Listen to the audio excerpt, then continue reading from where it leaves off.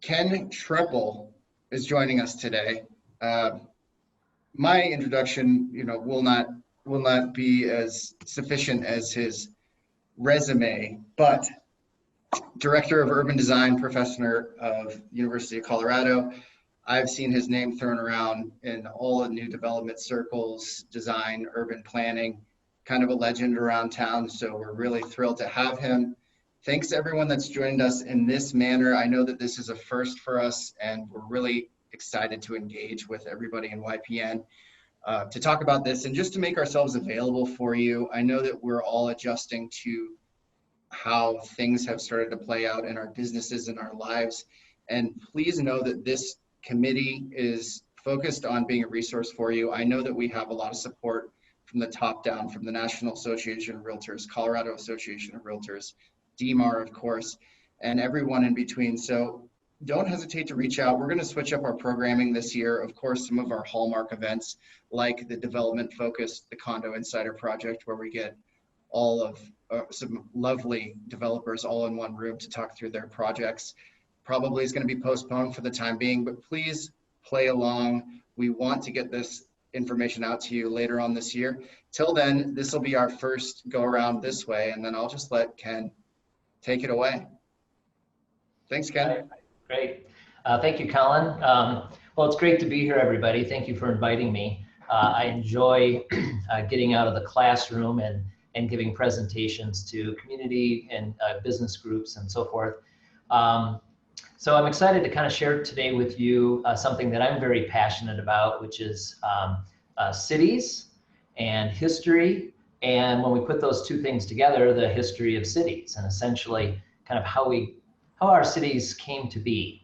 So what I have for you today is a presentation called A Brief History of Urban Development. And it's about 30 minutes or so, and then that'll give us plenty of time for some Q&A. So I'm going to go ahead and pull up my presentation here.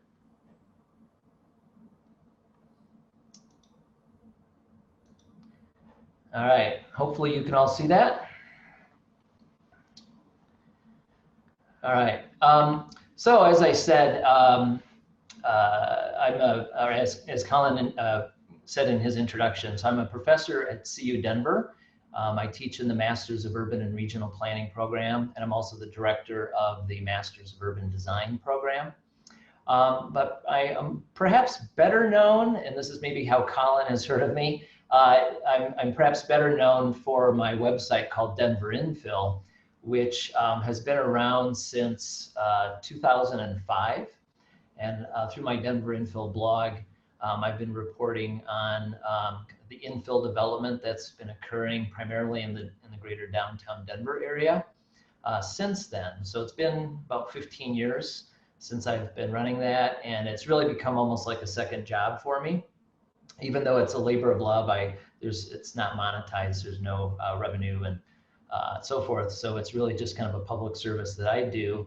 But it's something that I'm passionate about in terms of sharing with the public information about what's going on with development in the downtown Denver area.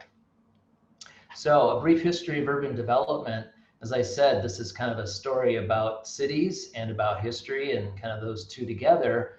And one of the reasons why I like doing this presentation, and I think it's important, is that so much of what we talk about these days, setting aside the COVID for a minute, but a lot of debate and discussion in our community about things like parking and traffic and density and air pollution, and there's all these things that are associated with cities and growth and development, pros and cons, and it's very complicated. Cities are complex places, and urban development and city building in general is a very complicated and complex thing.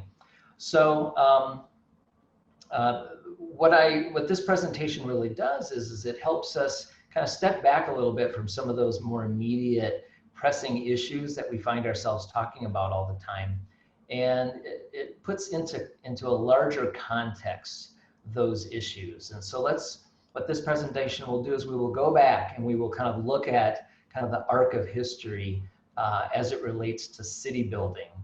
and allow us to kind of understand these issues that we're dealing with today and how they fit into this kind of larger picture. So as an overview, when we look at the history of urban development, we know through archaeological records that the earliest evidence of larger cities, not just small settlements, but actually larger cities, go back to about 4,000 or so BC. So basically, it's been about 6,000 years that humans as a species has been building these things called cities. And when we look at that 6,000 year time period, we could break it up into various eras in terms of the different kind of ways in which we were built cities. And this is my take on that in terms of, from the research that I've done, kind of looking at how we could kind of group or actually divide those 6,000 years into kind of these eras or phases. So here are the 5 phases that we're going to talk about today. So the first one is the pedestrian city. So this goes back from kind of the earliest times, again, about 4,000 or so BC, up through about the 1870s. Now, these time periods and these particular dates, 1870s, for example, this is not a hard kind of line in terms of time. These transitions between these eras occurred kind of over several decades, but in order to kind of just pick a date or pick a decade, I went with 1870s as kind of a good pivot point where we could say we transitioned to the next era. So the pedestrian city spans a significant amount of time, and it has some very key defining characteristics. So first of all, as you might expect, given the name of it, pedestrian-oriented public realm. So essentially, the public realm is the space between buildings, the area where the public can occupy that's not privately owned space. And that, that public realm was pedestrian-oriented. And the reason for that is really very simple. During this time period, basically everybody got around by walking.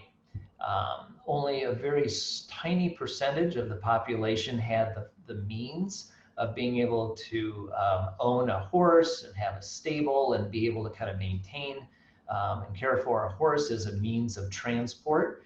And so the overwhelming majority of people walked everywhere. And so therefore, we built cities based on the pedestrian because that was simply how everybody got around. Now, when you build a city that's based around a pedestrian, we get 4 things as a result when it comes to the physical form of the city. First one is highly mixed land uses.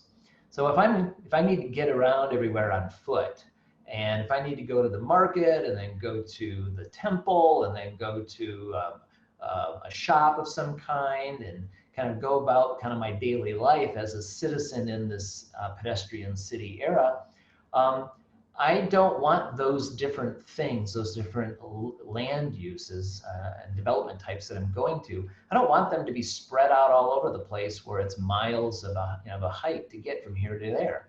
I want everything to be close by.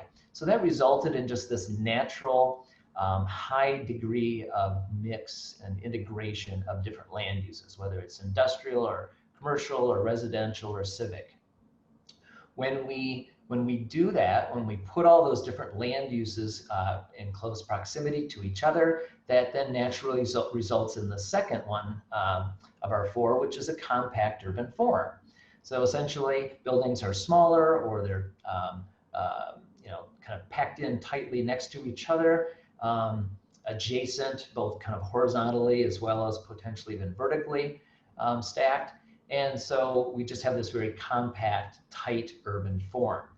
And that urban form is essentially expressed through well-connected streets. So if I am walking down a street and I want to get over to the next street over, I don't want to have to walk a half a mile or a quarter of a mile before I get to the first opportunity to use a cross street to get over to the street that's 1 block over. I want to be able to kind of get over to the street next one over fairly quickly. And so that resulted in this high degree of connectivity within the street network, and that it came as a result of small block sizes, which of course the smaller the block means that you have more connections in all four directions to be able to get around.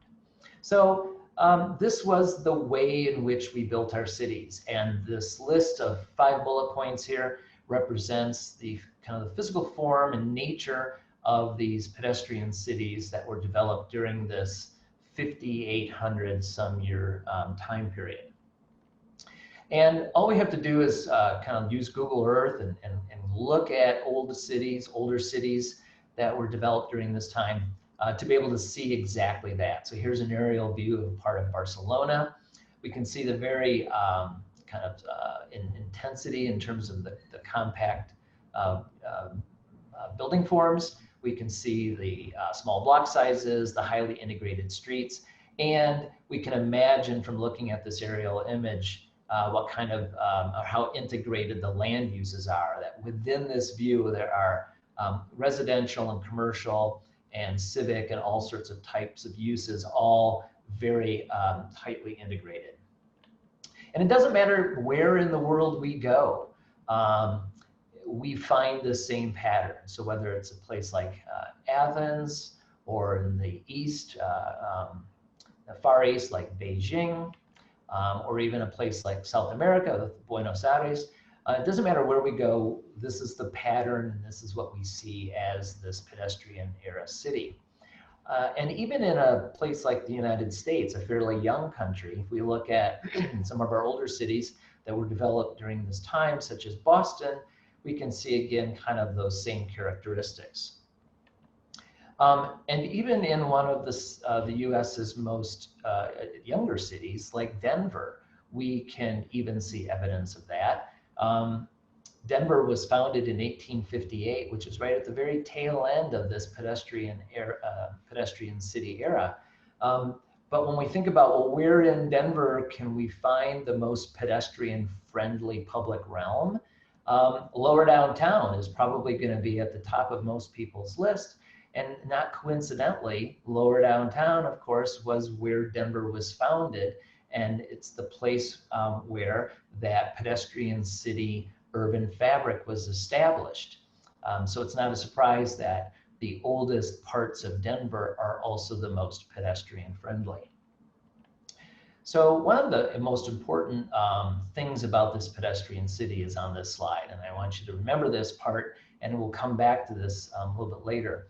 But for this whole time period, from 4000 BC until the latter part of the 1800s, there was the traditional unified role of the street. So the street had these 3 primary functions.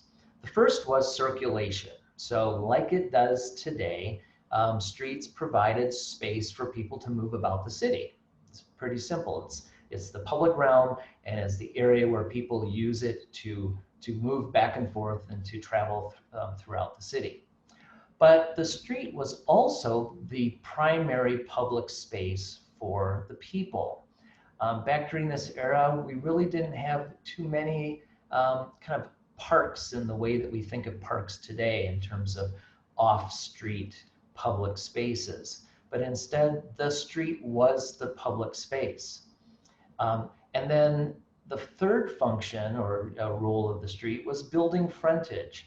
And so the street being public realm, the building being the inside of buildings being the private realm, and then the interface between those two is the building facade or the building frontage, that point of transition between public and private.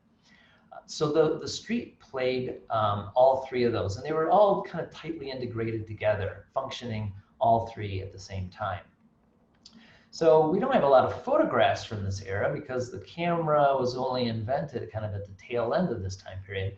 But we do have lots of sketches and artist drawings of city life during the pedestrian city era. And here's a view of New York from the 1860s. And we can see exactly these 3 things. We can see, number one, that the citizens are using the street as a public space. It's not just full of people moving back and forth using it for circulation, although clearly that is still taking place here, but people are standing in the middle of the street. People are selling things. Children are playing in the street. So this is where the city lived. This is where people got out, and when they weren't in their private building, they basically spent their time literally in the street. Another view here, Washington from 1870s, we can see the same thing. Kids playing in the street, people standing around talking, exchanging views and socializing and doing business. And then of course the street providing that important interface between the public and the private, the building frontage. And even in a place like Denver, again, a fairly new city, here's a view of Larimer Street from 1865. And we can see, again, kind of that same vitality and all sorts of things going on in the street. So today, when we go to places like Paris or Barcelona, and any city that has its roots from this pedestrian era, we can still see all of those things today. And here's a picture I took back a number of years ago when I was in Paris, and we can see again that people continue to use the street in those ways. So again, evidence of the pedestrian city is still alive and well in cities that were developed during that time. Here's Rome. All right, so that's that was the pedestrian city. And that takes us up to kind of that mid to late 1800s. Now, the pedestrian city started from that point, 1880s or so, and up through about the 1920s. And the defining characteristics of the transit city, number one, is it continued that pedestrian-oriented streets. And so that didn't really change. But due to technological innovation, there were some things that happened that allowed us to kind of evolve the way that we were building our cities. So first was the electric elevator.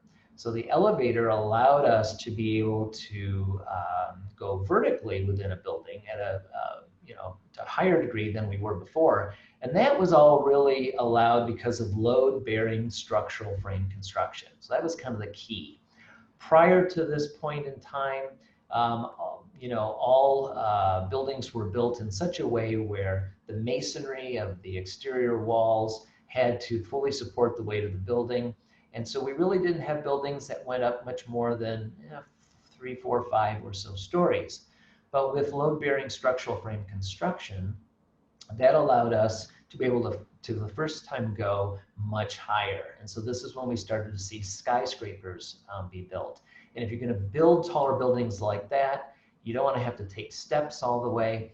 And so kind of this, along with the electric elevators invention, allowed now for significant increase in the density of development in our cities. Also at this same time, we started to develop rail-based public transit, first with horse-drawn streetcars, and then eventually electric-powered streetcars and subways. And this got started at about the same time as the elevator and the skyscraper. And so these three things together allowed our cities to not only have higher degrees of density, but because of the transit, allowed people to be able to live a little further out and still travel into the city as a pedestrian. That's one of the most important things to remember about transit usage, is that every transit rider begins and ends their journey as a pedestrian. In fact, transit is really nothing more than a means of extending your reach as a pedestrian. And so this resulted then in transit-oriented neighborhood development. So when we look at this era, we do have some good photos. And so the Denver Public Library's Western History Department collection is wonderful. You can get these online. And so here's a picture of 16th and Arapahoe in 1895. We can see the wide sidewalks full of people, and not a lot in terms of cars in the street, but we can see some streetcars, but still a pedestrian-oriented realm, but now streetcars in the form of transit basically starting to be evident, as well as, of course, taller buildings. Here's 16th and Champa in 1905. We can see the real vitality on the street, people on bicycles, pedestrians, and transit. And this was before the concept of jaywalking was even invented as a legal construct. And so you may cross at the corner, but you were also free to cross anywhere on the street, and you had the right to do so. And if somebody was in a buggy or a horse and carriage or a bicycle and they were coming down the street, they yielded to the pedestrian. And then again, with the load-bearing construction, it allowed us to go up vertically higher than we were before. This is the Equitable building at 17th and Stout under construction. And then when it comes to that rail-based transit, this is a modern-day aerial image of Denver, and the green line is the outline of the city and county of Denver. And the yellow lines represent the streetcar network, the system that we had in Denver at its peak in about the 1920s or so. And you can see here, virtually every street in downtown had a streetcar on it, and then it radiated out from there throughout the city. And just to give you an idea of how substantial this network was, when RTD finishes their fast track system, which would include the line to Boulder and Longmont and any of the remaining fast tracks lines, which of course extend well beyond the city of Denver's boundaries. And if you add that with all of the light rail and commuter rail that we have today, including the line out to the airport and everything, all of that total track mileage that RTD would have when they're done with their current plan for rail will be equal to about 50% of the track mileage that we had in Denver proper in the form of streetcars back in the 1920s. So just more images showing the streetcars on the streets of downtown Denver. This is one of my favorite photographs. This is a picture of 16th and Arapahoe. And again, just the vitality here. And there's only about a half a dozen or so cars on the street. But the streets are full of pedestrians, bicyclists, and transit vehicles. There's another view there. And then it resulted in, as I said, this transit-oriented neighborhood development. So this is a kind of close-up of Northwest Denver in the Highlands neighborhood. And the red lines on the map are the streetcar lines that at one time existed. And the kind of the white-colored squares, little polygons, those are parcels that are coded with the City of Denver's planning office as being neighborhood commercial or mixed-use commercial. And we can see the clear association and relationship between the streetcar lines and the presence of these little commercial nodes. And these little commercial nodes are these wonderful places that so many people in Denver today love to live near or to go to, such as 32nd and Lowell, 41st and Tennyson, Old South Gaylord, Old South Pearl, and there are a dozen or more of those. And those were little commercial nodes at the intersection or located along streetcar lines, because that made sense. If you were an entrepreneur, you knew that everybody was getting around by streetcar, and therefore why not locate your business at a point where people were getting on and off the streetcar. So that takes us up through kind of the 1920s-ish. Then we transitioned into the automobile city era. So the automobile city era's characteristics are essentially the complete opposite of everything that we had on the pedestrian city list. So first of all, we have an automobile-oriented public realm, not pedestrian. Rather than highly mixed and integrated land uses, we have segregated land uses. We have low-density urban form rather than compact. We have poorly connected streets instead of highly connected. And then finally, we had the removal during this time of rail-based transit. So this automobile-oriented public realm, you know, we can look at it in many ways. What I like about this image, in a sad way, is this essentially, picture a bus stop.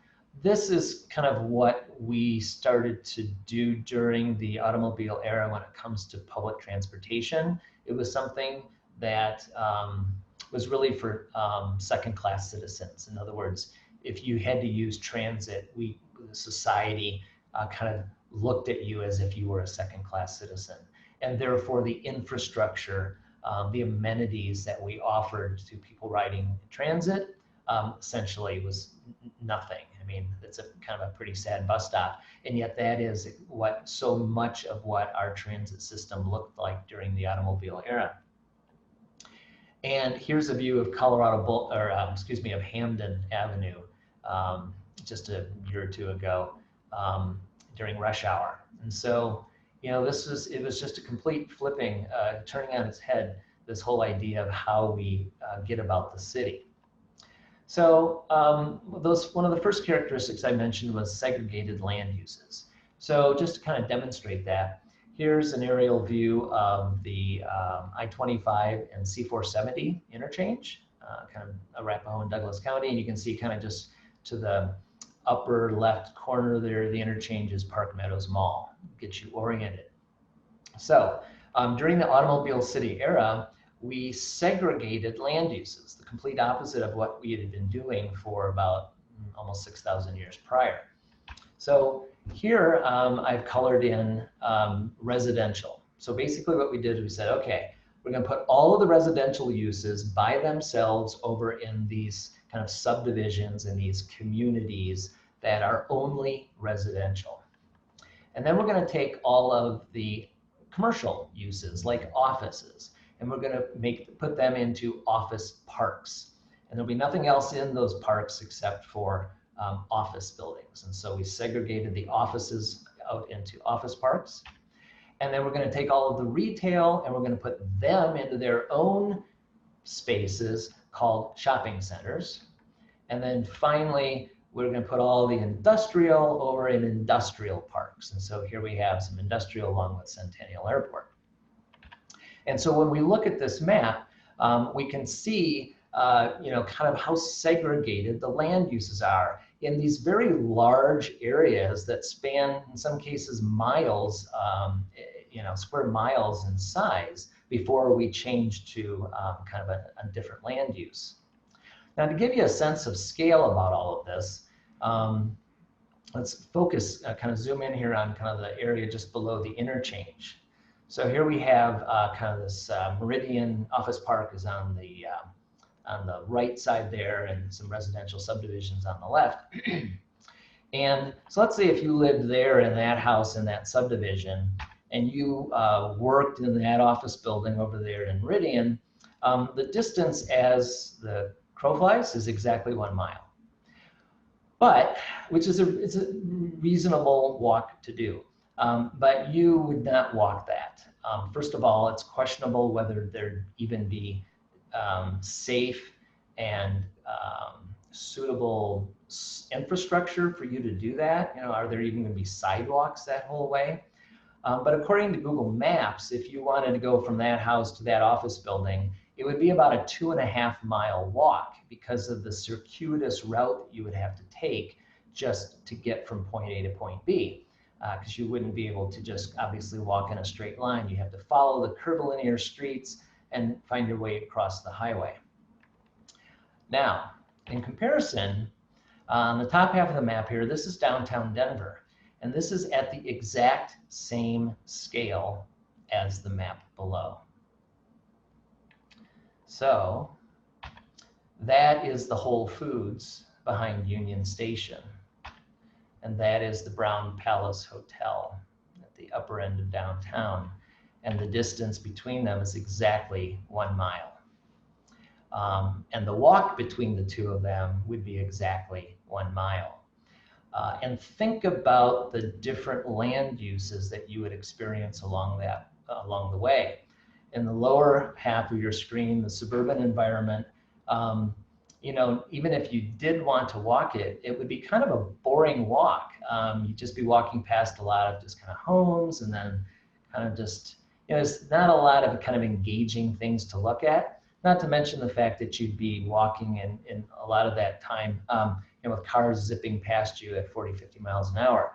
The walk on the downtown Denver environment, of course, though, you would be passing literally hundreds of shops and restaurants, public spaces, and all sorts of interesting things to engage your attention as you took that same 1 mile walk. Automobile era, low density urban form. Here's just a shot of someplace kind of in the Metro Denver area that just I found and kind of, I thought demonstrated well this idea that, it's more or less fully developed, and yet you can really see kind of how spread out everything is. And there's all this kind of like leftover land, kind of just in between uses that's just kind of sitting there. That isn't really doing anything. It's just kind of the land left over after we've developed kind of these different areas.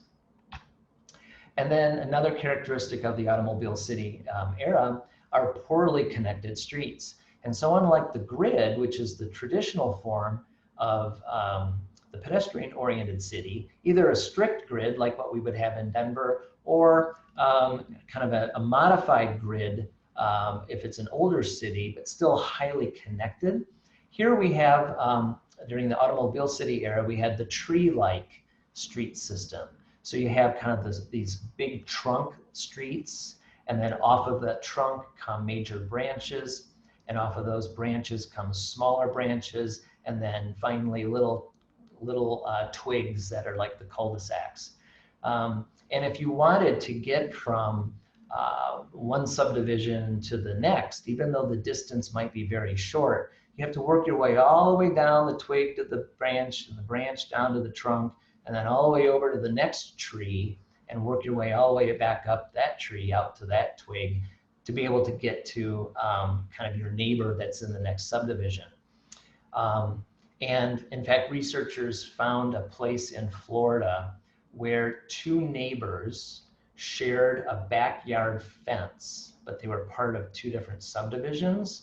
So they shared a backyard fence, and yet to drive from one neighbor's house to the other was a 7-mile journey, because they had to work their way down the branches and the twigs and the branches and the trunks to get over to the next tree. So it's poor connection when it comes to the street network. And then it was during this time that we removed the rail transit, and this was the last day of the running of the streetcars in Denver. So going back to this traditional unified role of the street that I mentioned earlier. So during the automobile city era, we broke that apart. And essentially we took those three functions and we gave them to kind of three different professions to kind of go off and do what they wanted with them. And it resulted in this disassembly of the traditional street. So first, when it comes to that circulation route role, the traffic engineers said, well, streets are really linear conduits engineered for the flow of motor vehicles within a larger traffic network. And so the streets, between the curbs at least, but mostly just the streets overall, became these conduits for motor vehicles. The role of the street as a public space, well, you couldn't do that anymore if the street is all about cars and vehicles. And so the landscape architecture profession was like, well, we want to kind of make public spaces that are off street in the form of parks. And, these can be beautiful places. And I'm certainly not anti-park. I think parks are great. But it was just a change of perspective, where instead of having the street be the main public space for citizens, it now was moved off street into the form of these kind of natural settings. And then finally, the role of the street as building frontage, that we just kind of tossed away and said, no, we no longer have to have a relationship between a building and the street. And so now, during this automobile city era, through architecture profession. They said, you know, we're just going to build buildings, and we can just kind of put the building wherever we want on the parcel, and it doesn't have to have any connection at all to the street. And so essentially buildings became these three-dimensional forms that were just kind of floating out there somewhere in this horizontal space, and it may or may not have any connection to the street itself. So that was the automobile city era.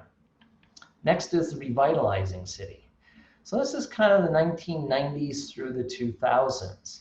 So by this point, after kind of the experimentation with the automobile city for about 50 some years, we realized that there were some problems with that. And so the movement in urbanism and planning started to say, you know, we need to go back to kind of the way we used to build cities. And so cities had fallen on hard times during the automobile city era. And so kind of the first thing was, well, we've got to revitalize our older cities. And so the defining characteristics of the revitalizing city era consisted of urban tourism and civic investments as ways of bringing people back into the city and pumping investment into the city. Historic preservation and adaptive reuse, reclaiming these old buildings, many of which had fallen into disrepair, and reclaiming them and bringing them, giving them new life. And then kind of new urbanism, which was this movement, which is really just about bringing back old urbanism. That became a thing, and along with it, what we call form-based zoning, and then the return of rail.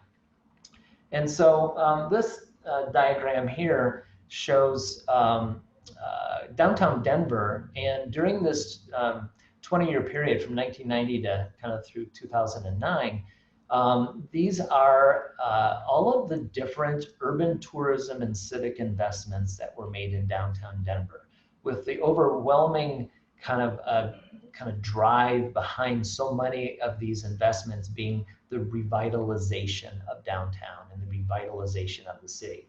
And if you tallied up what all of that represents, it's literally multiple billions of dollars worth of investments during this 20-year period of time. Again, really focused on, we're doing this because we don't want the heart of our city and region to die, and we want downtown Denver to again be a vibrant, thriving place. Historic preservation and adaptive reuse. Probably lower downtown is best known as where that occurred in terms of it being reclaiming these beautiful old buildings. But here's a shot of the Denver Dry building at 16th and California when it once was covered with multiple layers of white paint. And that building went through a beautiful restoration and to peel off the white paint and reveal the original brick underneath. And then in kind of at the tail end of this time period, Denver passed a whole new zoning code that is form and context based. But really what it does is kind of at the heart of this new zoning code that we've had since about 2010, is it brings back the relationship between the building form and the street. It really reestablishes that building frontage, pulls buildings up to the sidewalk, and really creates a more pedestrian-oriented public realm through the design of buildings. And then, of course, return of rail transit. It was during this time that RTD opened its first light rail line, and then we've since expanded that significantly through multiple light rail and commuter lines. So then finally, our last era, the multimodal city. Well, I think it's fair to say that cities are now revitalized. It's no longer really a matter of trying to get them to be vibrant places anymore. We actually were quite successful in doing that. And so today what we're in, and again, this is kind of my view of things, at least my label, I'm calling it the multimodal city. So as part of our effort to kind of get back to building cities the way that we used to build them during the pedestrian era, we are today really focused on finding a way to give people multiple modes of getting around the city. So pedestrian and bicycle infrastructure is a big thing. You probably heard lots of talk about bike lanes and protected bike lanes and things like that. as well as adding more sidewalks. Expanded transit and mobility choices, not only continuing to expand our transit system, but things like scooters and ride sharing and other kinds of new mobility choices. And that, of course, it leads to the sharing economy, particularly with transportation, and a renewed focus on sustainability and green buildings. A few years ago, Denver passed a green buildings ordinance, and Colorado is one of the states with the most LEED certified buildings in the country. And then, of course, urban infill development. And as I mentioned in my introduction, I run Denver Infill. And so here is a screenshot from my projects map. This is a map of downtown Denver, and every symbol on this map is an infill development project since January of 2010. So basically the decade of the 2010s. And the colors are coded by use, and then the symbol shape represents whether it's completed, under construction, or proposed. But this is a staggering amount of investment in private development in the downtown Denver area. And if we put some numbers to that, so with the looking at just the decades of the 2010s, that 10-year period, in this downtown Denver area, which I define as a 1.5-mile radius of the DNF Tower, historic clock tower at 16th and Arapahoe. So all of these statistics that I'm sharing with you are just from within that circle. 107 residential projects totaling over 21,000 homes, 32 office projects over 5 million square feet, 23 hotel projects totaling over 5,000 rooms, and a number of civic projects. And this does not include proposed. So this is, these statistics here are just those buildings or those projects that either were constructed during the time period or at least got under construction within the decade. And so you can go to Denver Infill and pull down these maps and charts and whatnot. Here's kind of a diagram showing the residential projects, and you can kind of see the green circle representing that 1.5-mile radius, list of all of the projects. And just on the residential side, again, I mentioned over 21,000 homes. And using the census average of about 1.25 persons per unit, which is kind of the average for the downtown area, that equates to almost 27,000 new downtown residents, with at the end of the decade, about 8,000 housing units proposed. And just to put that into context, Stapleton, Denver, which of course is the redevelopment of the former airport, it covers some, I think it's 7 square miles of land, got started as a development in right around like 2001. And it's anticipated that the final build out of Stapleton will occur in about 2021. So about a 20-year period to build out the entire Stapleton project. When it's all done in a year or so, Stapleton will have about 13,000 homes. We built in the 2010s over 21,000 homes in downtown Denver. So the multimodal city, to conclude, but are we there yet? Have we really achieved the multimodal city? Well, certainly not. The legacy of the automobile city, even though we may not be in that city era any longer, according to my kind of structure I've set up here, the legacy of that, though, continues and will continue for a long time. The degree to which our reliance on the automobile is so institutionalized into our society, our economy, and our culture, it will take a long time to kind of reverse that and get us back to thinking more like a pedestrian city. So Denver's big challenge right now, and it's not just Denver, it's frankly all big cities in the country, at least the majority of them. Our big challenge now is ending our reliance on cars as the primary means of moving about the city. Doesn't mean getting rid of cars. Cars are excellent, amazing machines, but it's not, the problem isn't the car, it's designing and building and operating a city that requires you to have a car. That's the problem. So ending our reliance on cars as the primary means of getting around the city. So it's not a lifestyle choice. This isn't something that is just like, oh, you know, it's kind of an urban thing. It's really a necessity. Number one, people will continue to move to Denver. That is going to happen. We're a popular place, highly desirable place to live. People are going to continue to move here. So we can either accommodate that growth either as an automobile city or as a multimodal city.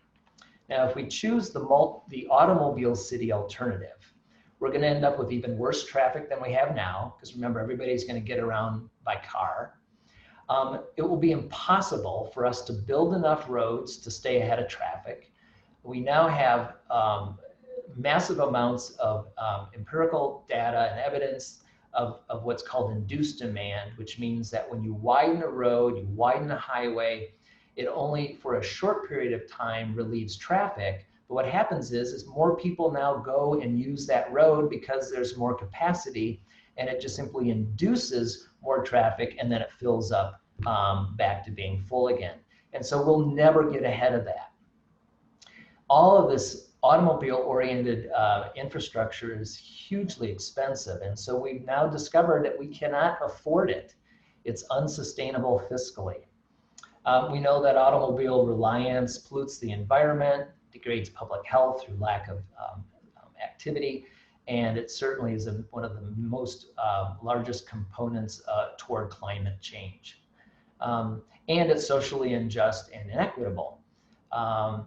You know, when you tally up the people who don't drive, such as people under the age of 16 or so, people who are too old to drive, people who have some type of mental or physical disability, they can't or shouldn't drive, and people who are too poor to own a car.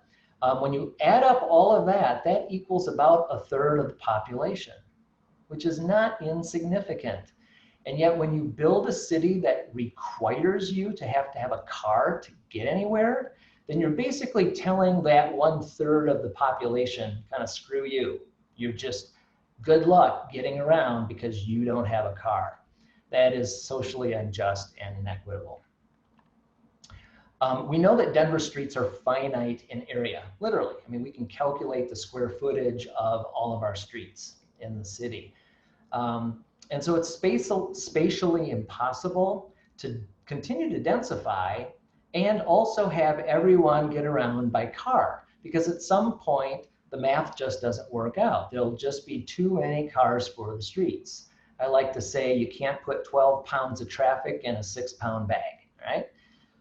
So what we have to do is we have to give people a viable way of getting around the city that doesn't include an automobile, at least not as their default primary means. So that means building a world-class transit system, installing full bike and ped infrastructure, creating complete neighborhoods where there are businesses and shops and restaurants in your neighborhood that you can walk to, and rethinking how we use public space, and that a street can be something more than just a place for cars. So in the city of Denver, the city's recently completed a number of big plans to do exactly all that I just described. So multimodal city, a transit system called Denver Moves, looking at identifying streets where we would put high speed and high capacity transit, bus rapid transit on Colfax, full ped and bike infrastructure, complete neighborhoods, Blueprint Denver, kind of laying out a plan for that. And then game plan, which is the city's new Parks and Rec plan, kind of adding more public spaces throughout the city. And then the last slide here, I'll leave you with this. So if we look at these 5 eras in terms of the percent of time since 4000 BC that each occupies, we can see that for 98% of the time that we as a species have been building cities, it was the pedestrian city. And the automobile city, that is the aberration. That is not the norm. We think that, oh, that's the way that cities are always been. Not at all. A tiny, tiny percentage of our history as a species of building cities has been the automobile city. As a species, we desire pedestrian cities. That's how we've been doing it for a long time. And that is what we're trying to do today, is to try to get back to building the pedestrian, or at least the multimodal city. So, one of the things we're trying to do at CU Denver is kind of working together, helping people and working with the community to help us transform Denver into a great multimodal city. And with that, I'm done. So I am going to stop sharing my screen. And I guess we can do some Q&A. Excellent. Thanks, Ken. I think, well, I have one question. I don't know if you can see it. I mean, I can just verbalize it, but was curious if you had any sort of hypotheses, ideas on how what's going on currently may have some long-term effect on how development starts shaping, or if you've heard of any kind of adjustments. Just curious. You mean because of the COVID and so forth? Yeah. It's a really great question. And of course, a lot of us are pondering that like every day. Clearly there will be, like when it comes to public transportation, that's a space where people are sharing a space with the public, often in close kind of contact. So, we have to figure out kind of what it means for that. We certainly can't just abandon public transportation because of this. We've had pandemics in the past. I mean, we know that back in 1912, I think it was, something like that, we had the Spanish flu, but we also had transit back then. And of course, we got over it and people started using transit again. So there might be some short-term situations, but I think when it comes to like transit, that'll come back. But we've also seen, though, where the public has been demanding to open up streets to give them more room to be able to go out and walk while still, and bike while still social distancing. And so that is exactly going back to using streets as public spaces. So in that sense, that could be really an amazing kind of silver lining from all of this, where the public realizes, you know what? It would be nice to be able to let the kids literally play in the street out in front of the house. Or I can take a walk and not have to worry about crowding onto a little 5-foot sidewalk. Hey, Colin, there's another question that came in, and the question is, how do you think self-driving cars are going to affect the way we do move and socialize in the cities the way they're built today, and how do you think city planners will work with the new technology in the future? Yeah, that's a great question. So, when it comes to self-driving cars, I mean, there's a lot of technological things that we have to work out aside from just the cars themselves. There's this relationship between the self-driving car and the pedestrian.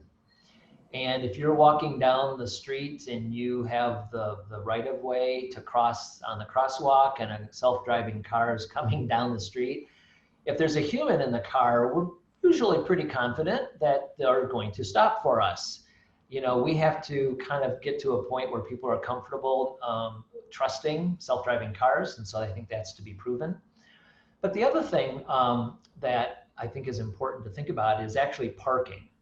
So currently, most automobiles, the average automobile in the United States sits unused 94% of the time, okay? When it's in your garage, when it's in the parking garage at work, whatnot. When you actually count the number of minutes that you're using your car and divide that into the total 24-hour day, it comes out to about 6%. So with self-driving cars, particularly if we do not have an ownership model of self-driving cars where like you own your own self-driving car, but instead if self-driving cars becomes a service where you no longer own your car, but you simply call one up with an app on your phone, It shows up, you get in, it takes you where you need to go, it drops you off, and then it goes away. Well, then that car doesn't need to park. And so people have figured out, kind of tried to estimate this, and with that self-driving vehicle, but shared kind of rental or transportation as a service model, that would reduce the need for parking across this country by 80%. So imagine if 8 out of 10 parking spaces in this country went away, what that would do to our land use and the look of, and design of our buildings.